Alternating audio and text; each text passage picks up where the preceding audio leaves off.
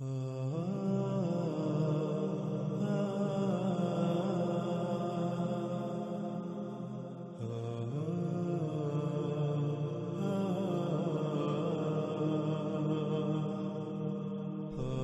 Screen پر آپ کو سورہ الاعراف کی آیت نمبر 123 نظر آ رہی ہے۔ اس آیت میں دیکھیں تو اس میں کیا ہے؟ کہا فرعون نے، تم نے اس کی دعوت کو تسلیم کر لیا اس سے پہلے کہ میں تمہیں اس کی اجازت دیتا، میں تمہیں اس کا حکم دیتا؟ نہیں ہے یہ، مگر یہ کیا ہے؟ یہ ایک منصوبہ بندی ہے جو تم نے منصوبہ بندی کی ہے مدینہ میں، مدینہ کے جو اہل ہیں ان کو مدینہ سے نکالنے کے لیے، پس جلد ہی تمہیں اپنے اس کیے کا علم ہو جائے گا۔ ناظرین، اس آیت میں یہ سمجھا جاتا ہے کہ فرعون نے یہ کہا کہ تم نے مدینہ میں منصوبہ بندی، یہ سارا کچھ منصوبہ بندی کے تحت کیا تاکہ جو مدینہ کے اہل ہیں یعنی کہ آل فرعون ان کو مدینہ سے نکال دیا جائے اور پیچھے مدینہ پر خود قبضہ کر لیا جائے۔ یعنی کہ آج اکثریت یہ سمجھتی ہے کہ لفظ مدینہ کا استعمال فرعون نے کیا، حالانکہ حقیقت یہ نہیں ہے، کیونکہ سب سے پہلی بات یہ کہ اب غور کریں کہ کیا فرعون کی زبان عربی تھی؟ کیا اس وقت مصر میں عربی بولی جاتی تھی؟ جب فرعون کی زبان عربی تھی ہی نہیں تو پھر فرعون لفظ مدینہ کس طرح استعمال کر سکتا ہے؟ ناظرین، قرآن ان قوموں کا یا فرعون کا کلام نہیں ہے، قرآن اللہ کا کلام ہے۔ ماضی میں جو حالات و واقعات پیش آئے، جو کچھ ہوا، اللہ سبحانہ و تعالیٰ نے اسے اپنے الفاظ میں بیان کیا، اپنے الفاظ میں، اور قرآن الحکیم ہے۔ اللہ سبحانہ و تعالیٰ نے جو الفاظ استعمال کیے ان میں انتہائی حکمت ہے، ان میں بہت گہرائی ہے، وہ بہت سارے حقائق کو کھولتے ہیں، ان میں بہت سے حقائق پوشیدہ ہیں۔ اس لیے فرعون نے یہ نہیں کہا مدینہ، بلکہ فرعون نے تو اس وقت یہی کہا کہ تم نے یہاں جہاں فرعون کی حکومت ہے مصر میں، جو کہ اس وقت کریا تھی، مصر کریا تھا، تم نے یہاں مصر سے، یہاں جہاں آل فرعون کی حکومت ہے، آل فرعون کو یہاں سے نکالنے کے لیے، نکلوانے کے لیے تم نے یہ ساری منصوبہ بندی کے تحت یہ سب کچھ کیا۔ اپنے وہ سائنسدانوں کو کہہ رہا ہے۔ قرآن اللہ کا کلام ہے، آج قرآن میں اللہ سبحانہ تعالیٰ نے وہاں پر لفظ مدینہ استعمال کیا۔ کیوں لفظ مدینہ استعمال کیا یہ بعد کی بات ہے، اس پر آنے والی ایک سال میں تفصیل سے بات کریں گے، لیکن یہاں یہ دیکھنا ہے کہ اس آیت میں لفظ مدینہ آیا تو ناظرین غور کریں یہ کس مدینہ کا ذکر ہے۔ اگر مدینہ سے مراد یہی بستی ہے جو سعودی عرب میں موجود ہے، جس کا نام یثرب ہے، جس کو آج اکثریت مدینہ مدینہ کہتی ہے، تو پھر کیا آل فرعون کی حکومت یہاں تھی؟ موسیٰ علیہ السلام کو یہاں بھیجا گیا؟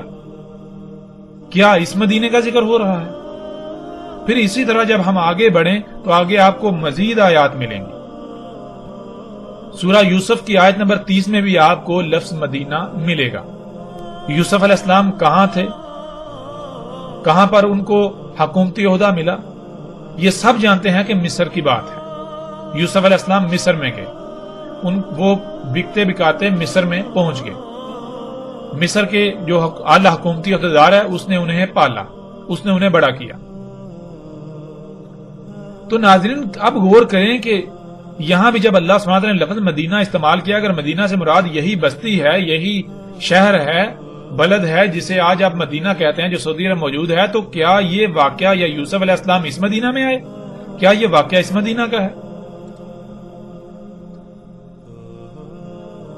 اسی طرح آپ سورہ الکہف میں دیکھتے ہیں کہ اصحاب کہف کا واقعہ، اس واقعے میں بھی جب آپ دیکھیں تو اس میں بھی لفظ مدینہ کا استعمال ہوا۔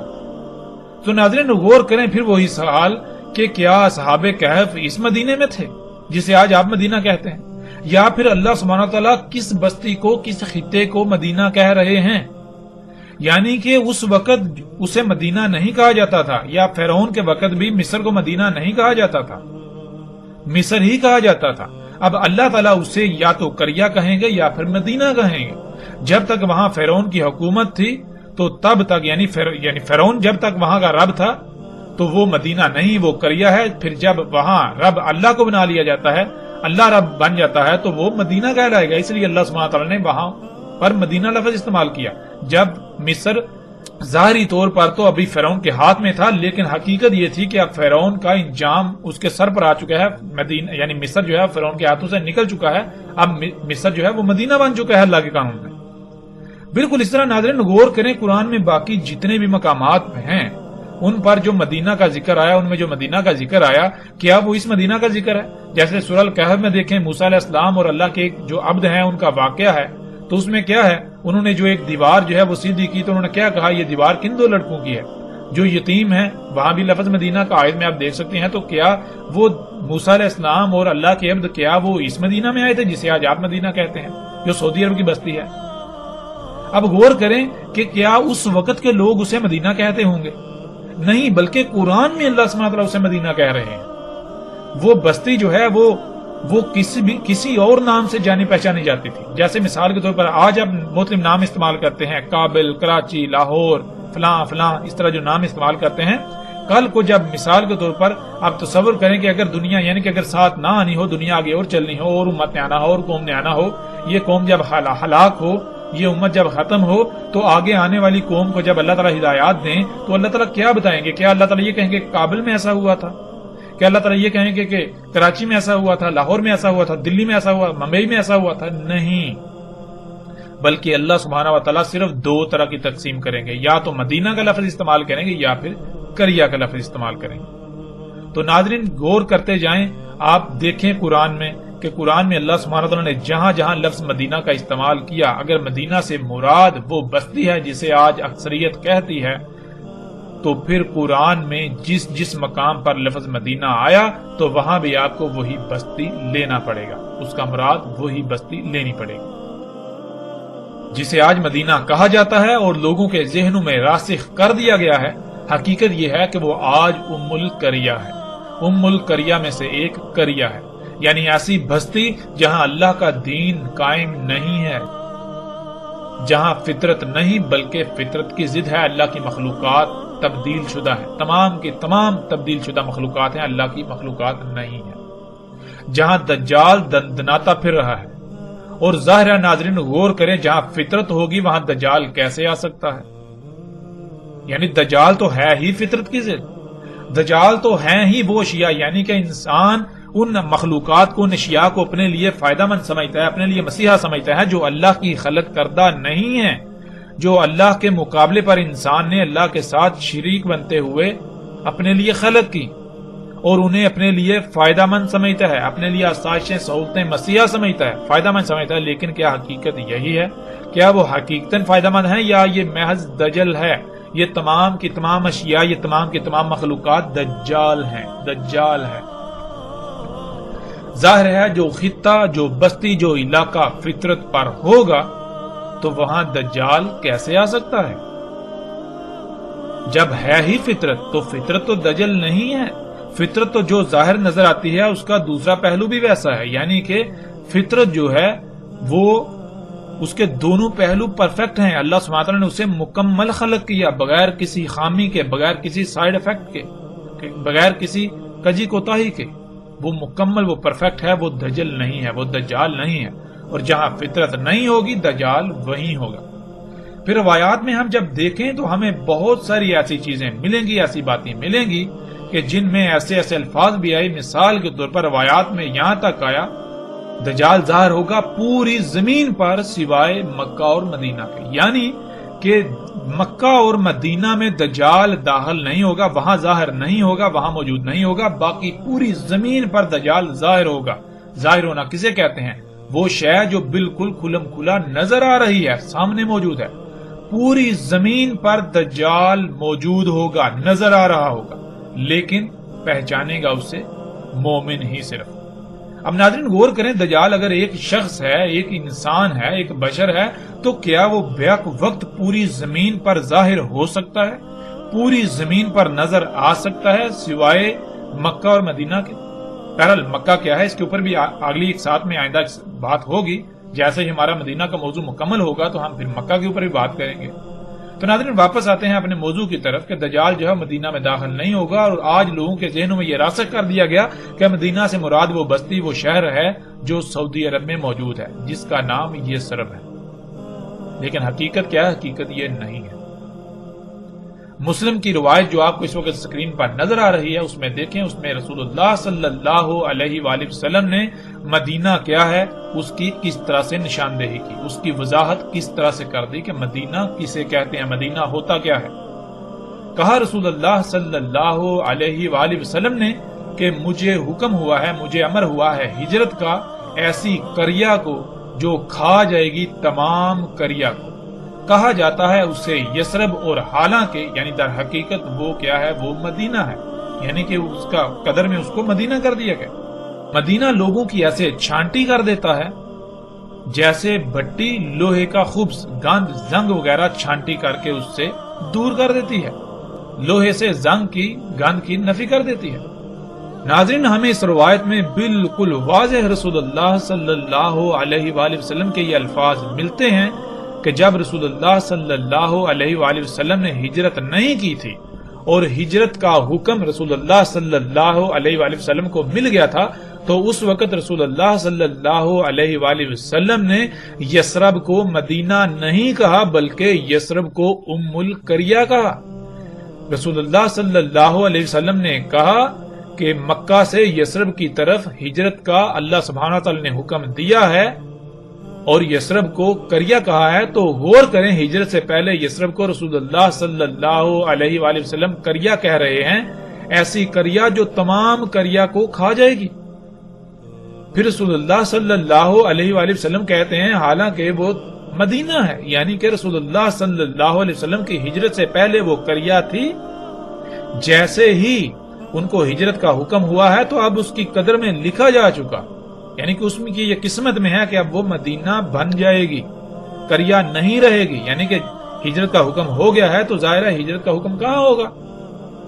وہ قریہ تھی، ایسی بستی تھی جہاں اللہ کا دین قائم نہیں تھا، جہاں فطرت نہیں تھی، جہاں فطرت میں مداخلت کی جا رہی تھی، اور جب اللہ سبحانہ و تعالیٰ نے رسول اللہ صلی اللہ علیہ وسلم کو ہجرت کا حکم دیا تو اب وہ قریہ نہیں رہے گی بلکہ اب وہاں فطرت قائم ہو جائے گی، اب وہاں فطرت میں تبدیلیاں نہیں کی جائیں گی، مداخلت نہیں کی جائے گی، یوں وہ پھر مدینہ کہلائے گا۔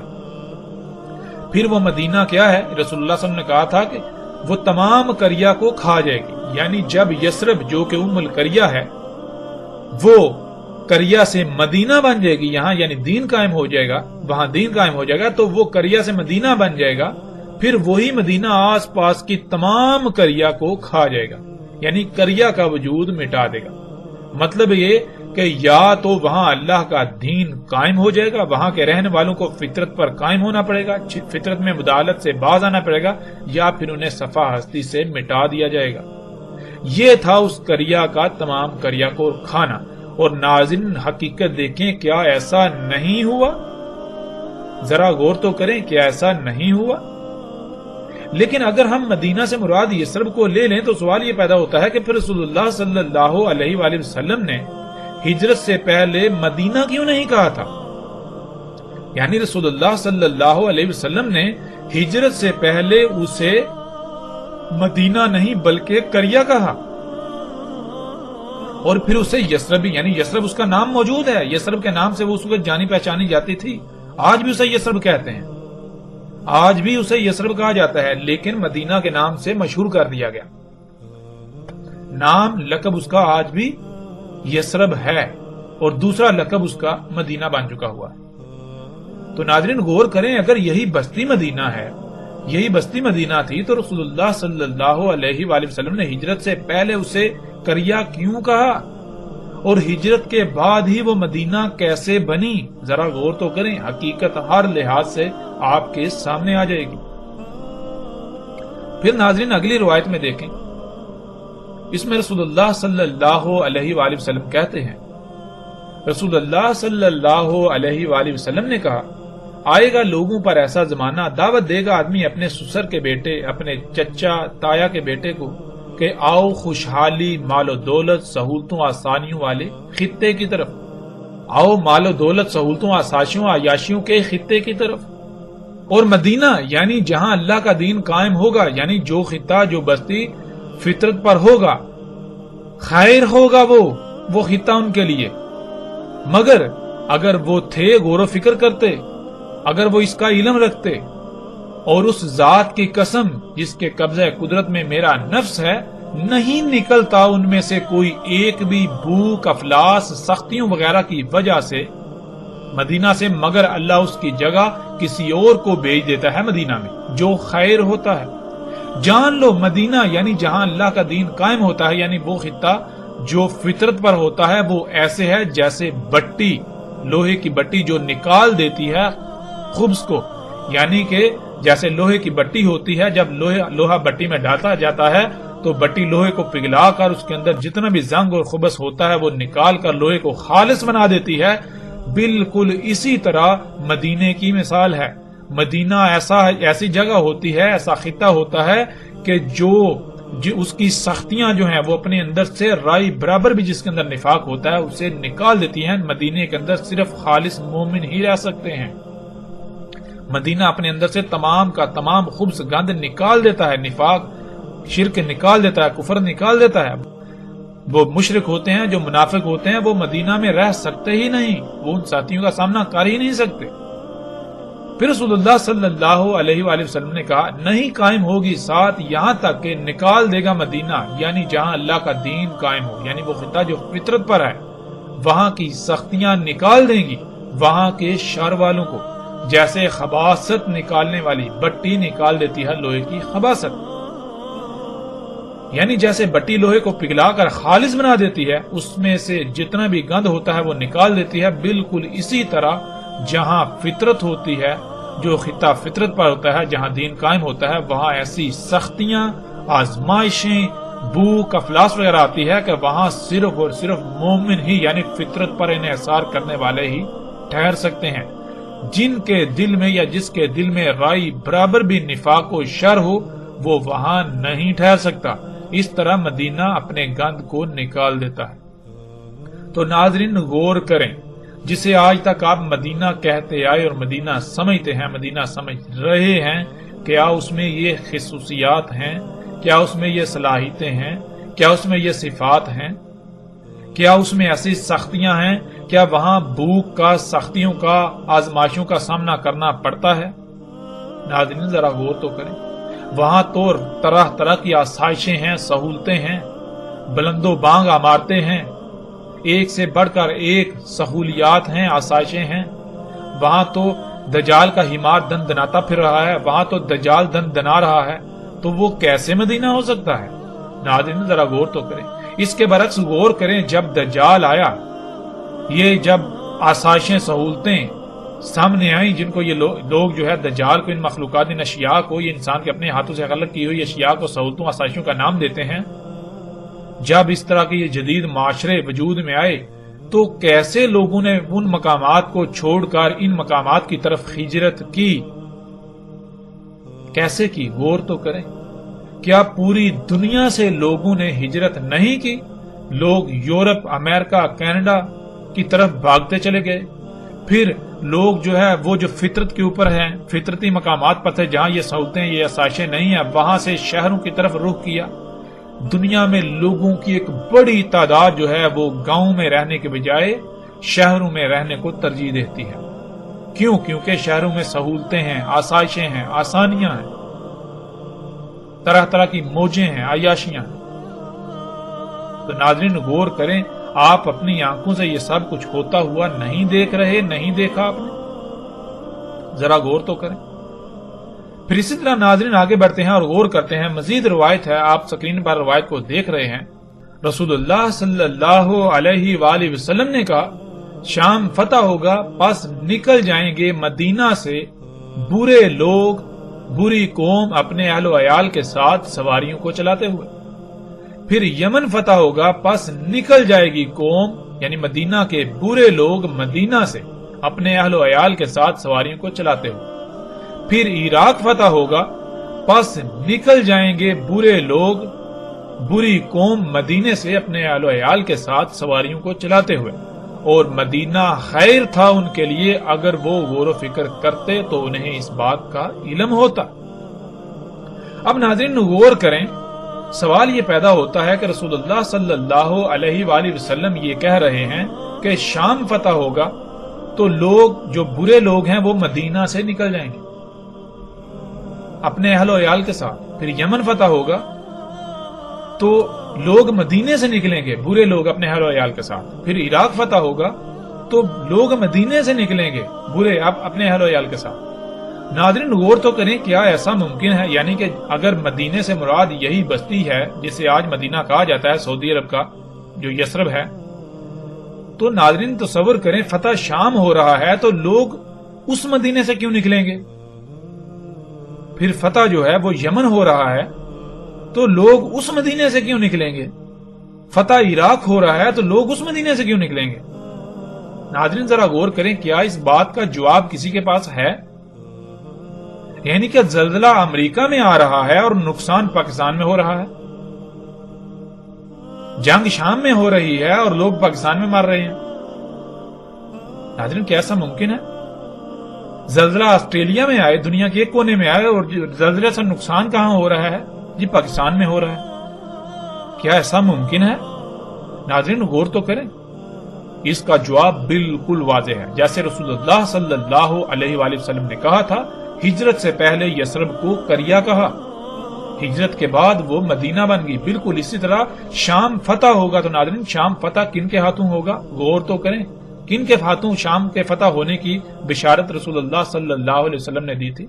رسول اللہ صلی اللہ علیہ وسلم نے تو مومنوں کو کہا تھا کہ تم جو ہے وہ شام پر چڑھائی کرو گے تو اسے فتح کر دو گے، یعنی کہ شام فتح سے پہلے، مومنوں کے ہاتھ آنے سے پہلے کریا ہوگی۔ شام پہلے کریا تھا، رسول اللہ صلی اللہ علیہ وآلہ وسلم کی موجودگی میں شام کریا تھا، یمن کریا تھا، عراق کریا تھا۔ تو جب مومن اسے فتح کریں گے تو وہاں فطرت قائم ہوگی، یعنی وہ پھر کریا نہیں رہے گا، شام مدینہ بن جائے گا۔ جب شام مدینہ بنے گا تو مدینے میں یعنی پہ فطرت کے اوپر قائم ہونا آسان تو نہیں ہے۔ جو لوگ خواہشات کی اتباع کرتے ہیں پھر ان کی خواہشات کیسے پوری ہوں گی؟ وہ کیسے سختیوں کا سامنا کرنا پڑیں گے؟ ظاہر ہے پھر تو وہ ان علاقوں کی طرف ہجرت کریں گے جہاں ان کی خواہشات پوری ہوں، جہاں ان کو آسائشیں مل سکیں، ان کو سہولتیں مل سکیں، جہاں وہ اپنی خواہشات کے مطابق زندگی گزار سکیں۔ اسی طرح یمن فتح ہونے سے پہلے کریا ہے، ایک خطہ ہے جسے لوگ یمن کے نام سے جانتے ہیں، اس کا لقب، اس کا نام یمن ہے، لیکن اس کا اسم کریا ہے۔ جب مومنوں کے ہاتھ میں آئے گا تو وہاں فطرت قائم ہو جائے گی، یعنی فطرت میں چھیڑ چھاڑ روک دی جائے گی، تو وہ مدینہ کہلائے گا، مدینہ بن جائے گا۔ جب یمن مدینہ بنے گا تو ظاہر ہے پھر مدینے میں برے لوگ کیسے رہ سکتے ہیں؟ جن کے اندر رائے برابر بھی نفاق ہو وہ کیسے رہ سکتے ہیں مدینے میں؟ اس طرح ناظرین جب فتح عراق ہوگا تو عراق فتح ہونے سے پہلے کریا ہے۔ جیسے مثال کے طور پر ایک شخص ہے تو اس کا نام لکشمن ہو، اس کا نام لکشمن ہو، اس کا لقب لکشمن ہو، وہ ایمان لانے سے پہلے مشرک ہے، مشرک کہلائے گا، لیکن جب وہ ایمان لے آئے گا تو پھر وہ مومن کہلائے گا۔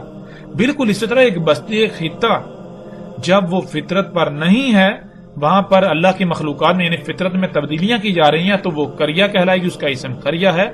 جب وہاں دین قائم ہوگا، وہ فطرت پر ہوگی، وہ فطرت پر خطہ ہوگا تو اسے مدینہ کہا جائے گا۔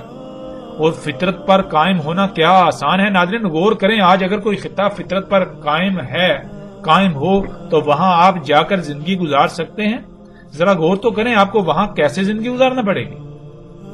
ناظرین ذرا غور تو کریں، کیا ان سختیوں کا سامنا آپ کر پائیں گے؟ ظاہر ہے ان سختیوں کا سامنا صرف اور صرف وہی لوگ کر پائیں گے جو خالص اللہ کے غلام ہوں گے۔ ان کو علم ہے کہ ہم نے اللہ کے ساتھ ایک رائے برابر بھی شرک نہیں کرنا۔ شرک کیا ہے؟ یعنی کہ اللہ ہمارا رب ہے، اس نے ہمیں خلق کیا، ہماری ضروریات اسی نے جیسی ضروریات خلق کی ہم ویسے ہی استعمال کریں گے، ویسی ضروریات سے اپنی زندگی گزاریں گے۔ اب ہم اس کے ساتھ شرک نہیں کریں گے، یعنی کہ کسی اور کی ضروریات کو استعمال نہیں کریں گے، اس کے مقام پر کسی اور کو نہیں لائیں گے۔ تو ناظرین غور کریں، حقیقت ہر لحاظ سے بالکل آپ کے سامنے ہے۔ اس روایت کو جب آپ پڑھیں، اپنے سامنے رکھیں تو کئی سوالات پیدا ہوتے ہیں، جن میں سب سے پہلا سوال یہ ہے کہ فتح شام ہو رہا ہے اور لوگ مدینے سے نکل رہے ہیں جو کہ برے لوگ ہیں۔ پھر فتح یمن ہو رہا ہے تو مدینے سے برے لوگ نکل رہے ہیں۔ پھر فتح عراق ہو رہا ہے تو مدینے سے برے نکل رہے ہیں۔ ایسا کیسے ہو سکتا ہے؟ یعنی اگر مدینہ سے مراد حجاز جسے آج سعودی عرب کہا جاتا ہے، اس کی بستی یثرب ہے جسے آج مدینہ کہا جاتا ہے، تو پھر یہ بات عقل میں نہیں آ سکتی اور نہیں آئے گی۔ بالکل ایسی ہی بات کہ آپ کہیں کہ بھوک مجھے لگی ہے اور کھانا میرے ہمسائے نے کھایا، زلزلہ مشرق میں آیا اور اس زلزلے کی وجہ سے نقصان مغرب میں ہوا۔ متاثر مغرب کے لوگ ہوئے، یہ کیسے ممکن ہے؟ حالانکہ رسول اللہ صلی اللہ علیہ وآلہ وسلم نے بہت ہی لاجواب خبر دی تھی جو آج ہم اپنی آنکھوں سے دیکھ رہے ہیں۔ ناظرین، مدینہ کیا ہے؟ رسول اللہ صلی اللہ علیہ وآلہ وسلم نے خود اس کی کھول کھول کر وضاحت کر دی۔ اس کے علاوہ قرآن میں اللہ سبحانہ و تعالیٰ نے بھی مدینہ کی کھول کھول کر ہر لحاظ سے وضاحت کر دی۔ اب حقائق اتنے کھل جانے کے باوجود بھی اگر لوگ اپنی ضد پر قائم رہیں گے، اگر سب کچھ کھل کر سامنے آ جانے کے باوجود بھی وہ اپنی آنکھیں بند کریں گے، وہ اندھے بنے رہیں گے، تو پھر ایسا کرنے والے جان لیں کہ وہ نقصان صرف اور صرف اپنا ہی کریں گے۔ ان قریب انہیں اس کا علم ہو جائے گا، وہ اپنی آنکھوں سے حقیقت کو دیکھ لیں گے۔ وہ وقت بالکل سر پر آ چکا ہے کہ حقیقت ہر لحاظ سے سامنے لے آئی جائے گی۔ وہ وقت جب آنکھیں پھٹی کی پھٹی رہ جائیں گی۔ فیصلہ آپ کے اختیار میں ہے کہ آیا آپ اپنی آنکھوں کو بند کر کے بندر کی طرح ان مولیوں کے پیچھے چلتے ہیں، یا پھر آپ غور و فکر کرتے ہیں۔ اللہ سبحانہ و تعالیٰ نے قرآن میں بار بار غور و فکر کا کہا، بار بار غور و فکر کا کہا۔ جو غور و فکر نہیں کرتے اللہ سبحانہ و تعالیٰ نے انہیں قرادہ بندر قرار دیا، اور جو لوگ ماضی میں اگر کوئی غلطی ہوتی ہے اس میں غور و فکر کر کے اس غلطی کو دور نہیں کرتے، اسی غلطی کو دوبارہ دہراتے ہیں، اس پر قائم رہتے ہیں، اس پر ڈٹتے ہیں، تو اللہ سبحانہ و تعالیٰ نے ایسے لوگوں کو قرآن میں خنزیر کہا، سور کہا۔ اب فیصلہ آپ کے ہاتھ میں ہے کہ آپ اللہ کے قانون میں کس مقام پر کھڑا ہونا پسند کرتے ہیں۔ آپ آنکھیں بند کر کے سور و بندر کی طرح انہی ملاؤں کے پیچھے چلتے ہیں، یا پھر حق کو ہر لحاظ سے کھلنے کے بعد اس کو تسلیم کرتے ہیں، غور و فکر کرتے ہیں۔ فیصلہ آپ کے اپنے ہاتھ میں ہے۔ کئی روایات میں رسول اللہ صلی اللہ علیہ وآلہ وسلم نے اسی وقت کے بارے میں کہا تھا، اس وقت دین پر قائم ہونا ایسے ہی ہوگا جیسے کہ جلتا ہوا انگارہ اپنی مٹھی میں لینا۔ تو ناظرین، آج غور کریں کہ کیا اگر آج آپ فطرت پر قائم ہوتے ہیں تو کیا بالکل ایسی ہی سختیوں کا سامنا نہیں کرنا پڑے گا؟ کیا بالکل آپ کی حالت ایسی ہی نہیں ہوگی جیسے کہ جلتا ہوا انگارہ مٹھی میں جکڑ لیا ہو؟ مدینہ تو حقیقتاً لوہار کی بٹی کی مانند ہوتا ہے۔ جب پوری دنیا دجال کو اپنا رب بنا چکی ہے تو اس وقت اگر کسی خطے میں اللہ کا دین قائم ہوتا ہے یا قائم ہے جو خطہ فطرت پر ہے، تو وہاں کے رہنے والوں کا انجام بالکل ایسا ہی ہوگا کہ جیسے ان کو آگ میں ڈال دیا گیا ہے۔ ان کو انتہائی سخت ترین حالات کا سامنا کرنا پڑے گا، ان کو قحط کا سامنا کرنا پڑے گا، ان کو آگ و بارود کی بارش کا سامنا کرنا پڑے گا، ان کو بھوک و افلاس کا سامنا کرنا پڑے گا، ان کو طرح طرح کی سختیوں آزمائشوں کا سامنا کرنا پڑے گا۔ ایسے وقت میں تو صرف وہی مدینہ میں رہ سکتے ہیں جن میں ایمان ہوگا، جن میں رائے برابر بھی نفاق نہ ہو، کیونکہ وہی صرف اور صرف اللہ پر توکل کرنے والے ہوں گے جن کے اندر نفاق کی رائے بھی نہ ہوگی۔ مدینے کی یہ سختیاں ہر اس کو باہر نکال لیں گی جس کے اندر رائے برابر بھی نفاق ہوگا۔ ناظرین، غور کریں، اپنے گریبان میں جھانکیں کہ آیا کہ آپ حق پر ہیں یا پھر حق کھل جانے کے باوجود آپ آنکھیں بند کر کے اپنا ہی نقصان کرنے پر تلے ہوئے ہیں۔ حقیقت ہر لحاظ سے آپ کے سامنے ہے۔ ناظرین، الحمدللہ ہم نے تفصیل کے ساتھ جان لیا کہ مدینہ سے مراد کیا ہے، یعنی مدینہ عربی میں کسے کہتے ہیں، اور مدینہ میں دجال داخل نہیں ہو سکے گا۔ مدینہ سے مراد سعودی عرب کی بستی یثرب نہیں ہے، بلکہ ہر وہ بستی یا خطہ جہاں دین قائم ہو، یعنی جو فطرت پر ہے۔ اور پھر ظاہر ہے جہاں اللہ کا دین قائم ہوگا، یعنی جو خطہ جو علاقہ فطرت پر ہوگا، تو وہاں ہر شے اللہ سبحانہ تعالیٰ کے حکم سے خلق ہوگی، پروان چڑھے گی، وہاں کوئی بیماری نہیں ہوگی، کوئی فساد نہیں ہوگا، کوئی خرابی نہیں ہوگی۔ یہ سب خامیاں خرابیاں وہی ہوں گی جہاں دجال ہوگا، یعنی جہاں غیر اللہ ہوگا، جہاں غیر اللہ کی خلق ہوگی۔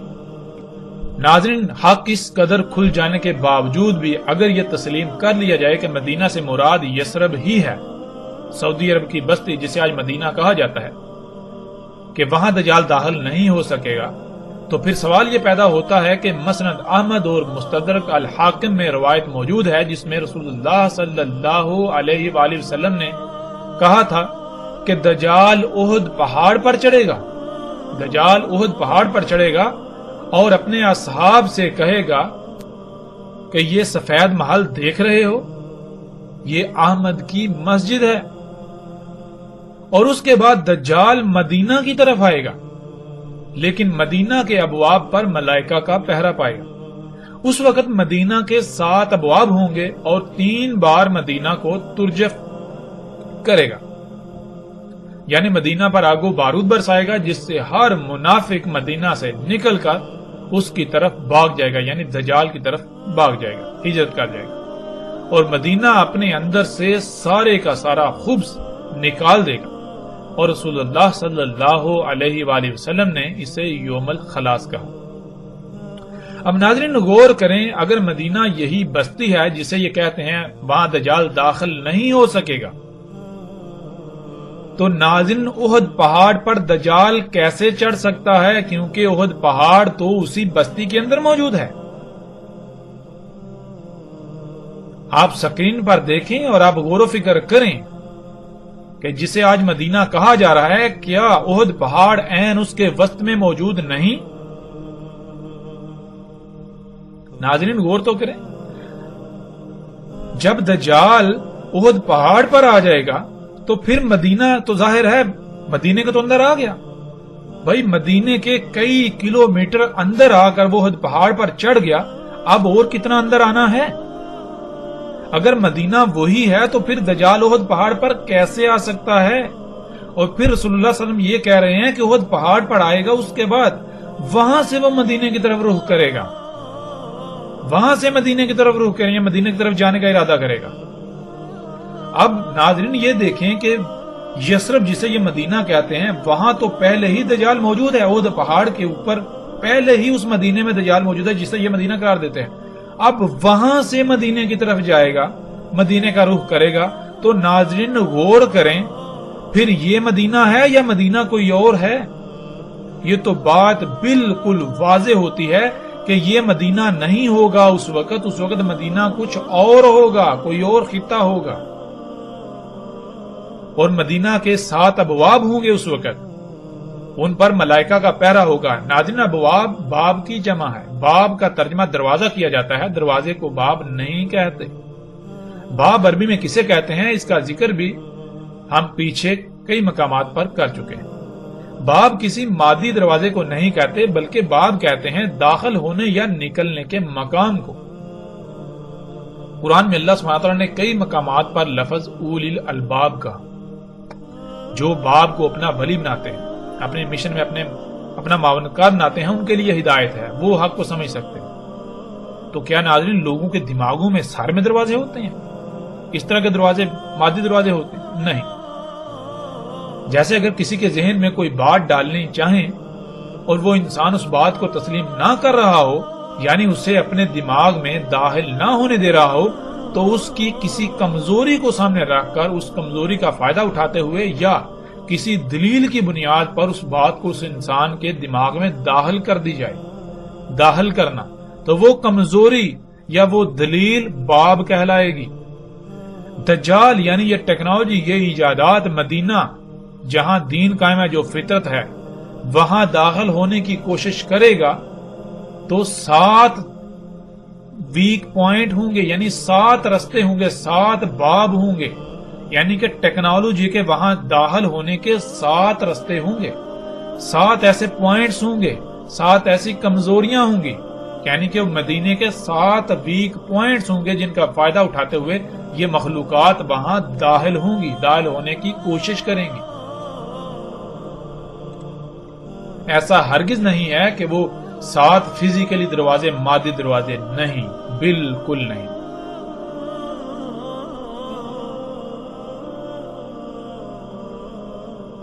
جو بھی خطہ، جو بستی ایسی ہوگی جو فطرت پر ہوگی، وہاں یہ ٹیکنالوجی، یہ ایجادات داخل ہونے کے لیے 7 ویک پوائنٹس ہوں گے جن کے ذریعے سے داخل ہونے کی کوشش کریں گی، لیکن اللہ سبحانہ و تعالی مدینہ کی اپنے ملائکہ کے ذریعے حفاظت کریں گے۔ یعنی کہ اس ٹیکنالوجی کی ایجادات کو وہاں داخل نہیں ہونے دیں گے. اگر داخل ہوگی بھی تو صرف اسی حد تک کہ وہ جو 7 ویک پوائنٹس ہے ان کی حد تک انتہائی تھوڑی، جو کہ بعض روایات میں یہ بات ملتی ہے کہ دجال جو ہے وہ مدینہ میں داخل ہونے کی کوشش کرے گا تو اس کی یعنی کہ کچھ چیزیں دجال کی جو ہے وہ داخل ہو پائیں گی. کچھ چیزیں جن میں کھادوں کا ذکر ہے، جن میں جنیاتی بیجوں کا یا اس طرح کی یعنی اس طرح کی کچھ چیزوں کا ذکر ہے کہ یہ چیزیں مدینہ کی حدود میں داخل ہو پائیں گی. اب ناظرین سوال تو یہ پیدا ہوتا ہے کہ اگر مدینہ یہی ہے جس کا نام یثرب ہے تو پھر دجال احد پہاڑ پر کیسے چڑھ گیا؟ حالانکہ احد پہاڑ تو یثرب کے اندر موجود ہے. حجاز کی بستی جس کا نام یثرب ہے اور مدینہ کے نام سے مشہور ہے، اس کا رقبہ 227.4 مربع میل ہے. احد پہاڑ یثرب کے عین وسط میں موجود ہے. احد پہاڑ مسجد نبوی سے صرف 3.52 کلومیٹر کی دوری پر ہے. اس کے برعکس مسجد قباء جو کہ یثرب میں ہی موجود ہے وہ احد پہاڑ سے بھی آگے مسجد نبوی سے 11.4 کلومیٹر کی دوری پر واقع ہے. یعنی احد پہاڑ تو یثرب کے درمیان واقع ہے، یثرب کے وسط میں موجود ہے. اگر مدینہ سے مراد یہی مدینہ ہے جو یثرب ہے جسے آج ہر کوئی مدینہ کہنے پر بضد ہے، تو پھر دجال مدینہ کے کئی کلومیٹر اندر احد پہاڑ پر کیسے چڑھ آئے گا، کیسے چڑھ سکتا ہے؟ جو کہ آج آپ اپنی آنکھوں سے دیکھیں گے کہ دجال احد پہاڑ پر چڑھ چکا. یہ انتہائی غیر معمولی سوال ہے جس کا جواب کوئی بھی ایسی شخصیت نہیں دے سکتی، کوئی بھی ایسا شخص نہیں دے سکتا جو یثرب کو مدینہ کہنے پر بضد ہے.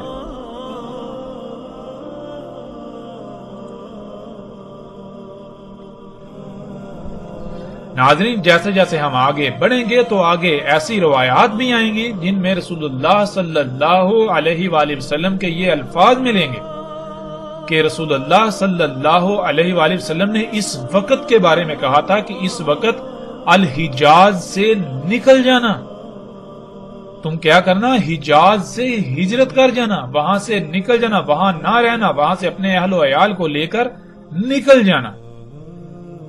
تو جو اللہ کے رسول حجاز سے نکلنے کا حکم دے رہے ہیں وہ کیسے حجاز کے اندر ایک بستی کو مدینہ کہہ سکتے ہیں اس وقت کے لیے؟ ایسا ممکن ہی نہیں. رسول اللہ صلی اللہ علیہ وآلہ وسلم کے الفاظ کے عین مطابق آج موجودہ وقت میں کوئی مومن ایسا نہیں ہو سکتا جو الحجاز میں رہے. جو رہیں گے وہ سب کے سب دجال کی اتباع کر رہے ہوں گے، دجال کو اپنا رب بنائے ہوئے ہوں گے. دجال ٹیکنالوجی ہے، یہی ایجادات ہیں، یہی اشیاء ہیں جو فطرت کی ضد ہیں، فطرت کے مقابلے پر جو ہیں. موجودہ دور کی تمام ایجادات دجال آج احد پہاڑ پر موجود ہے جسے آج آپ اپنی آنکھوں سے دیکھ سکتے ہیں. احد پہاڑ پر بڑے بڑے ٹاورز لگے ہوئے آپ دیکھ سکتے ہیں.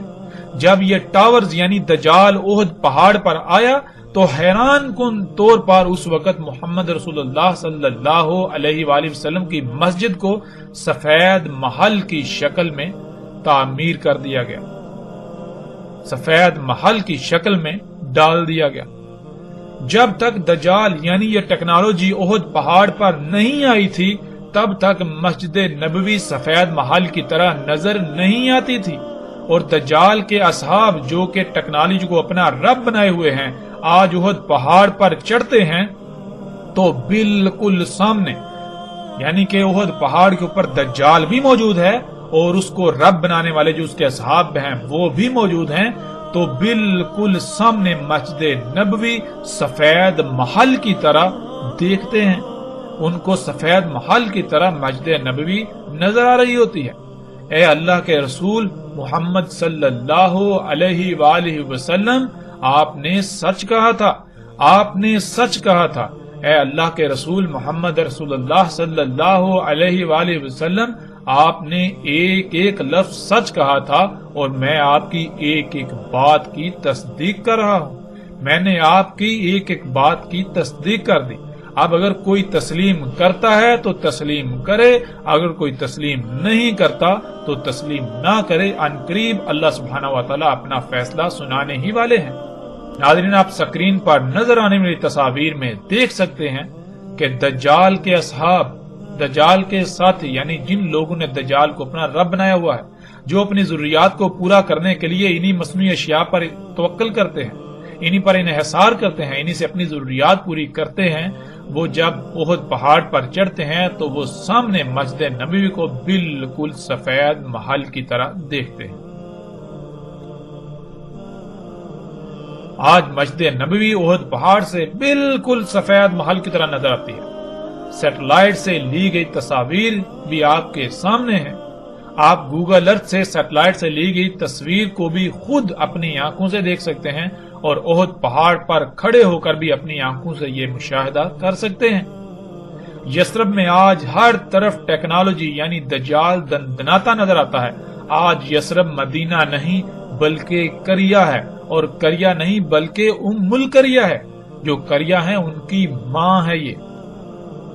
جیسے رسول اللہ صلی اللہ علیہ وآلہ وسلم نے کہا تھا کہ دین اجنبی تھا اور عنقریب دوبارہ اجنبی ہو جائے گا، تو جب دین اجنبی تھا رسول اللہ صلی اللہ علیہ وآلہ وسلم کی بعثت سے پہلے جب دین اجنبی تھا تو اس وقت یثرب قریہ تھی، تو پھر جب دوبارہ دین اجنبی ہو جائے گا تو کیا یثرب مدینہ رہے گا یا پھر قریہ بن جائے گا؟ ناظرین، جس زاویے سے، جس پہلو سے بھی آپ غور کریں، حقیقت آپ کے بالکل سامنے ہے۔ جب دین دوبارہ اپنی اسی حالت میں لوٹ جائے گا تو پھر یثرب کیسے مدینہ رہ سکتا ہے؟ پھر یثرب کس طرح مدینہ ہو سکتا ہے؟ ذرا غور تو کریں۔ ناظرین، حقائق ہر لحاظ سے آپ کے سامنے ہیں۔ اس کے علاوہ بھی بہت سے دلائل ہیں، لیکن اگر ہم ان پر بات کریں گے تو ہمارا موضوع مزید لمبا ہو جائے گا۔ اب تک جو حقائق ہم سامنے لا چکے ہیں، ہم یہ بات ہر لحاظ سے ثابت کر چکے ہیں کہ سعودی عرب کی بستی، سعودی عرب کا شہر مدینہ نہیں ہے، اور دنیا کی کوئی طاقت ہماری اس بات کا رد نہیں کر سکتی۔ دنیا کا کوئی شخص اس کا رد نہیں کر سکتا۔ دنیا کا کوئی شخص، دنیا کا کوئی ایک بھی شخص، دنیا کی کوئی طاقت اس یثرب کو مدینہ ثابت نہیں کر سکتی۔ اللہ کے فضل سے جن لوگوں نے آج تک گمراہ کیا، ان کی حقیقت آپ کے بالکل سامنے آ چکی۔ جیسے جیسے ہم آگے بڑھیں گے تو اللہ کے فضل سے مزید ایسے ایسے حقائق آپ کے سامنے آئیں گے کہ آپ دنگ رہ جائیں گے، آپ چونک جائیں گے کہ ان حقائق کو آپ سے کیوں چھپایا گیا۔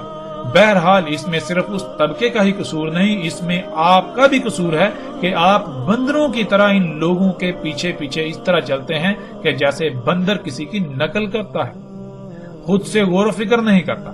آپ بھی خود سے غور و فکر نہیں کرتے، آپ اپنی آنکھیں بند کر کے ان لوگوں پر اس طرح اعتماد کر رہے ہیں کہ جیسے کہ یہ اللہ کے بھیجے ہوئے ہیں، یہ اللہ کے رسول ہیں۔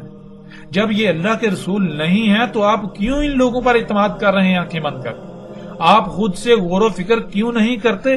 قرآن میں اللہ سبحانہ و تعالیٰ نے بار بار بار بار اس کے اوپر زور دیا کہ غور و فکر کرو، غور و فکر کرو، غور و فکر کرو، اندھوں کی طرح اپنے آباء و اجداد کے پیچھے نہ چلو، ان لوگوں کے پیچھے نہ چلو۔ تو ناظرین، پھر قصور کس کا؟ قصور اس طبقے سے بڑھ کر تو پھر آپ کا اپنا بن جاتا ہے۔ ذرا غور تو کریں۔ ہاں، یہ باتیں آپ کو کڑوی لگیں گی، ان باتوں سے آپ کو تکلیف ہوگی، لیکن یہ جان لیں وقتی طور پر تکلیف ہونے سے حقیقت بدل نہیں جائے گی، حق بدل نہیں جائے گا۔ تکلیف ہونے سے یا برا محسوس کرنے سے حق بدل نہیں جائے گا۔ بعد میں آپ کو سوائے پچھتاوے کے کچھ نہیں ملے گا۔ بعد میں آپ کہیں گے کاش اس وقت جب حق واضح ہوا تھا تو اس کو تسلیم کر لیتے، کاش اس وقت حق کو مان لیتے، اندھوں کی طرح ان لوگوں کے پیچھے نہ چلتے۔ بعد میں ناظرین سوائے کاش کے کچھ نہیں رہے گا۔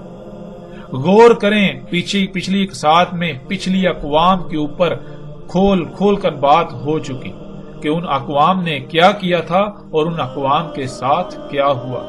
آج ان کا آپ کو نام و نشان تک نہیں ملتا، اور آخرت میں ان کے ساتھ کیا ہونا ہے، کیا ہوگا، اس کی بھی وضاحت اللہ سبحانہ وتعالی نے قرآن میں کر دی۔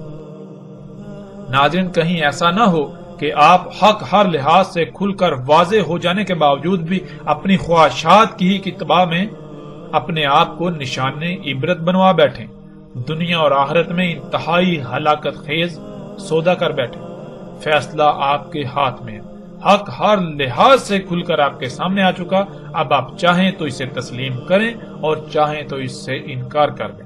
ہمارا اس سے کوئی نقصان نہیں ہوگا۔ ہمارا مقصد نہ کوئی فرقہ بنانا ہے، ہمارا مقصد نہ کوئی گروہ بنانا ہے، ہمارا مقصد کچھ بھی ایسا نہیں ہے کہ جس سے ہمارا اپنا کوئی مفاد وابستہ ہو۔ ہمارا مقصد ہے تو صرف اور صرف یہ ہے کہ اللہ سبحانہ وتعالی نے ہمارے اوپر یہ ذمہ داری عائد کی کہ ہم اس حق کو پہنچا دیں، اس دعوت کو پہنچا دیں، تو ہمارے ذمے صرف اور صرف اس پیغام کو، اس دعوت کو، اس حق کو پہنچا دینا ہے۔ اگر کوئی مانتا ہے تو وہ ہم پر احسان نہیں کرے گا، اور اگر کوئی نہیں مانتا تو وہ ہمارا نقصان بھی نہیں کرے گا۔ یہ بات ذہن میں رکھیں۔ باقی جن کو الزامات لگانے ہیں وہ جتنے جی چاہے دن رات کھل کر الزامات لگائیں۔ وقتی طور پر اس وقت تو وہ یہ سمجھیں گے کہ ہم بہت بڑا کارنامہ انجام دے رہے ہیں، ہمیں فتح حاصل ہو رہی ہے، ہم بہت بڑے مارکے انجام دے رہے ہیں، لیکن جب وقت اپنا فیصلہ سنائے گا تو پھر سوائے حسرت کے کچھ نہیں رہے گا، پھر سوائے پچھتاوے کے، پشیمانی کے کچھ ہاتھ نہیں آئے گا۔ اور ہم اللہ کے فضل سے جلد بازوں میں سے نہیں ہیں، ہم اجرت پسندوں میں سے نہیں ہیں، ہم تو وقت کا انتظار کرنے والے میں سے ہیں۔ ہم اس وقت کا انتظار کریں گے جب اللہ سبحانہ وتعالی اپنا فیصلہ سنائے گا تو نتائج سامنے آئیں گے۔ ہم نتائج کی بنیاد پر فیصلہ کرنے والے ہیں، ہم وقتی طور پر حالات و واقعات کو سامنے رکھ کر فیصلہ کرنے والے نہیں ہیں۔ تو فیصلہ آپ کے اپنے ہاتھ میں۔